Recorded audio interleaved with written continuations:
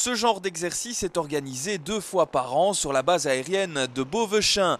Mais cette fois, nouveauté, le scénario faisait intervenir des robots prototypes devant aider les services de secours. On met tout en œuvre pour maîtriser un accident qui pourrait se produire sur notre base aérienne ou même dans les environs de la base aérienne.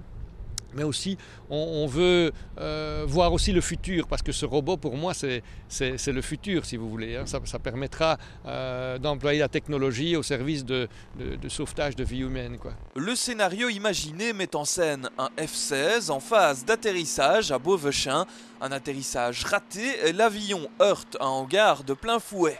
Il a pris feu, les 2 pilotes se sont éjectés, vous avez vu là-bas.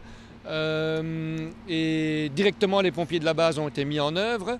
On a appelé les pompiers de Jodogne qui quelque temps après sont intervenus aussi. En même temps, les ambulanciers de la base sont arrivés sur les lieux. On a maîtrisé l'incendie. Il a fallu rechercher un peu les pilotes parce qu'eux étaient égarés dans la nature. Les différentes disciplines agissent en coordination afin d'aborder le sinistre dans les meilleures conditions possibles. C'est ici que les robots démontrent leur utilité. Ils sont 2, un pour l'extérieur, un pour l'intérieur. Autonomes, munis d'une batterie de capteurs, ils peuvent détecter les produits dangereux ou encore localiser les victimes. Les 2 robots sont équipés de caméras, donc nous avons une vision de l'intérieur d'un bâtiment pour savoir s'il y a des problèmes de stabilité avant de faire entrer les pompiers.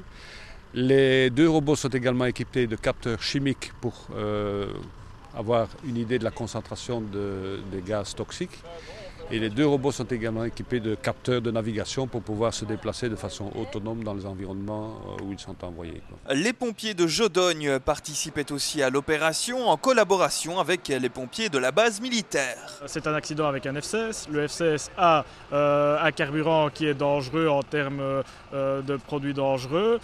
Et donc ici l'exercice, on l'a divisé en 2 parties, à savoir que tout ce qui est secours aux personnes, extinction incendie de 2e lutte contre l'incendie, c'est effectué par les services civils de secours, les pompiers de Jodogne. Et la partie décontamination, vérification qu'il n'y avait pas de fuite du produit dangereux et tout ça, c'est fait à l'aide des pompiers de la base militaire, puisque eux sont équipés du matériel pour pouvoir faire face à ce genre de sinistre.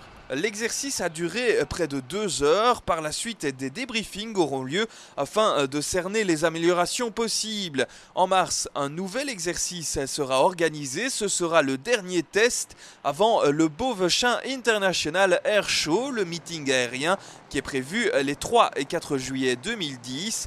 Tout devra être en place pour cette date.